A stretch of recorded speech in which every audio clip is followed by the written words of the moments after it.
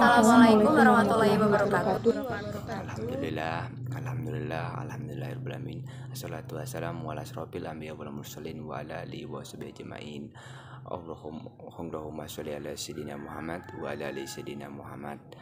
Syukur alhamdulillah pada hari ini kita sama-sama bisa hadir, masih diberikan kesempatan oleh Allah Subhanahu wa taala, masih diberikan kesehatan sehingga kita bisa sama-sama hadir dalam melanjutkan perkuliahan kita seperti biasanya walaupun hanya melalui daring.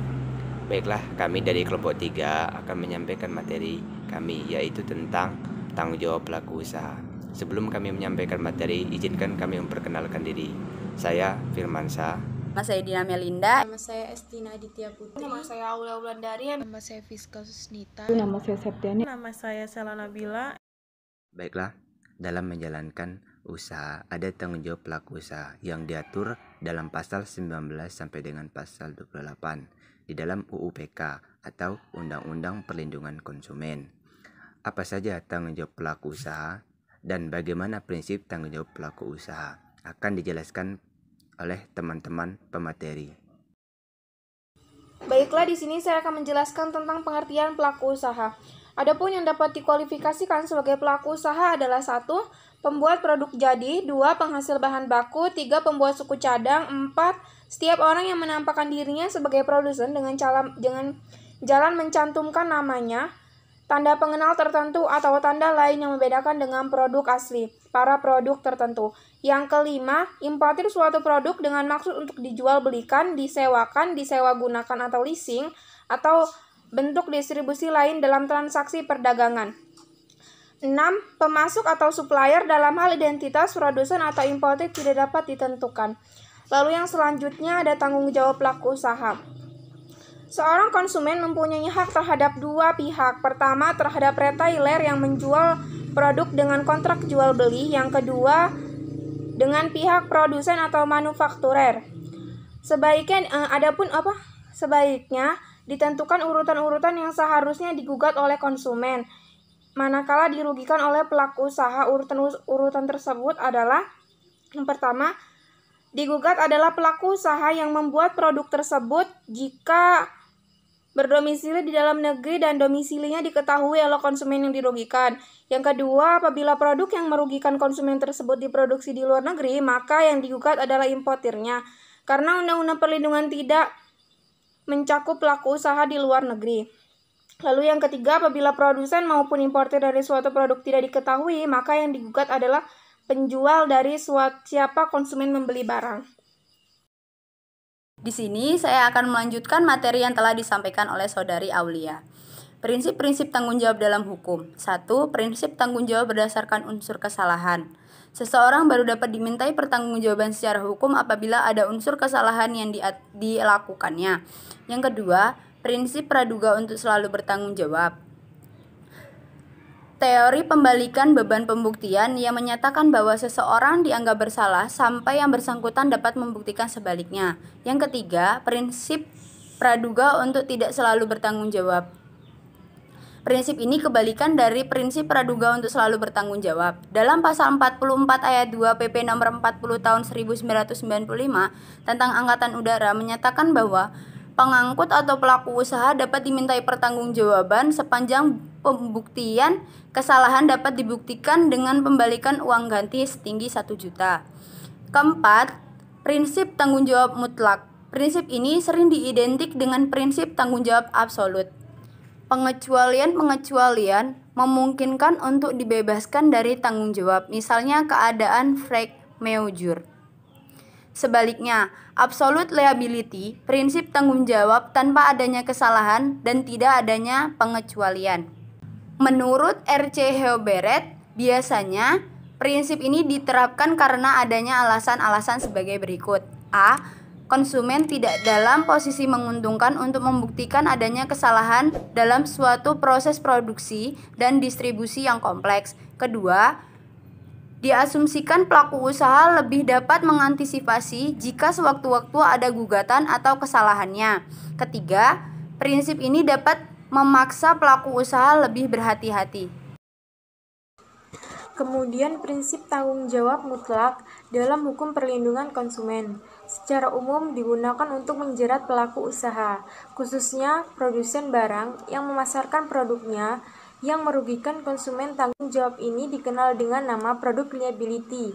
Pelaku usaha wajib bertanggung jawab atas kerugian yang diderita konsumen atas penggunaan produk yang dipasarkannya. Gugatan produk liability dapat dilakukan berdasarkan 3 hal, yaitu yang pertama, melanggar jaminan, misalnya khasiat yang timbul tidak sesuai dengan janji yang tertera dalam kemasan produk.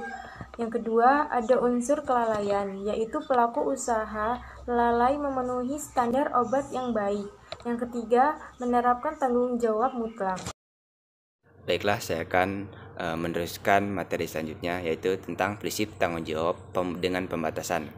Prinsip tanggung jawab dengan pembatasan sangat disenangi oleh pelaku usaha untuk dicantumkan sebagai klausul eksonerasi dalam perjanjian standar yang dibuatnya. Prinsip ini sangat merugikan konsumen bila diterapkan sepihak. Di dalam Undang-Undang Perlindungan Konsumen, seharusnya pelaku usaha tidak boleh secara sepihak menentukan klausul yang merugikan konsumen, termasuk membatasi tanggung jawabnya. Jika ada pembatasan mutlak harus berdasarkan pada peraturan perundang-undangan yang jelas di ketentuan bab 6 dimulai dari pasal 19 sampai dengan pasal 24 mengatur tentang tanggung jawab pelaku usaha untuk mengganti rugi terhadap apa yang didagangkannya dan atau ditawarkannya kepada konsumen dalam pasal 19 Undang-Undang Perlindungan Konsumen, yaitu sebagai berikut.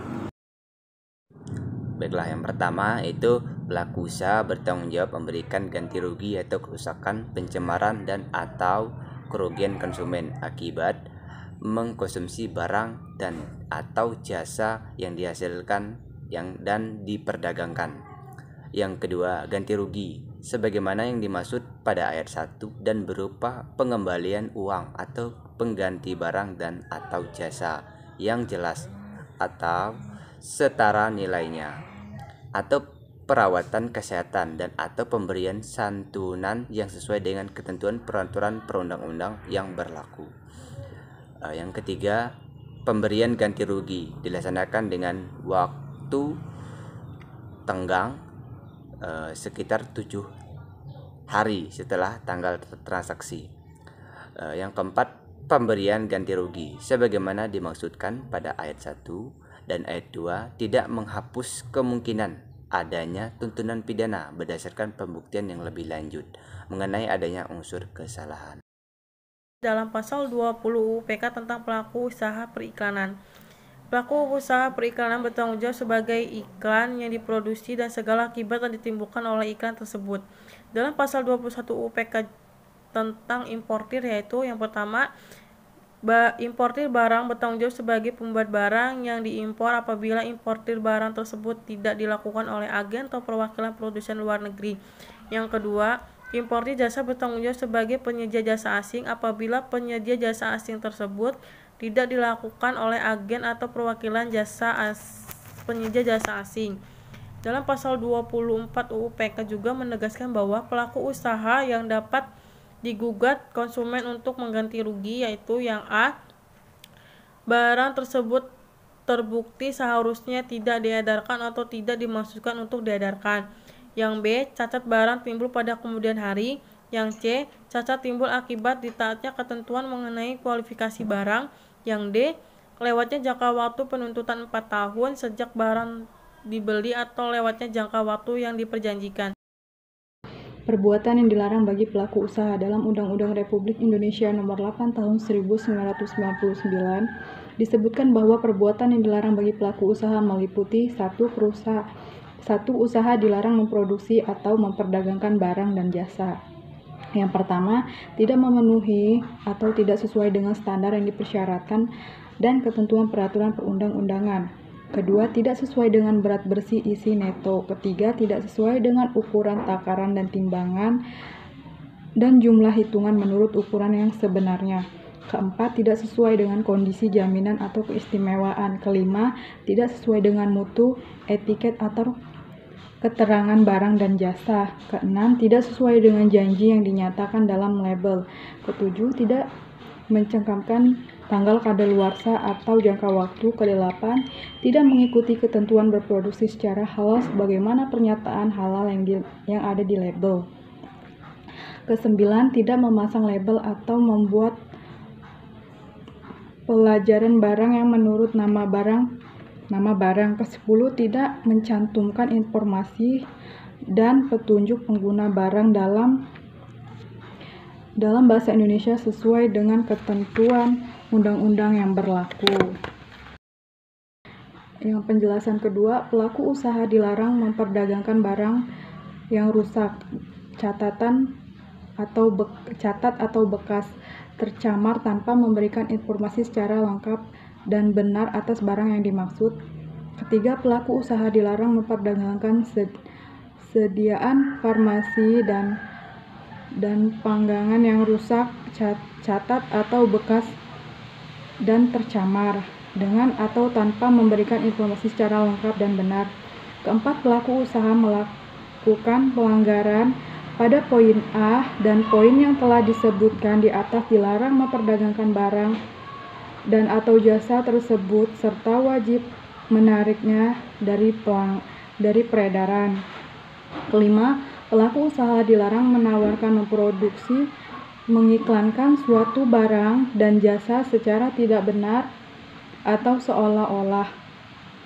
Pertama, barang tersebut telah memenuhi dan atau memiliki potongan harga khusus, standar mutu tertentu, gaya metode tertentu,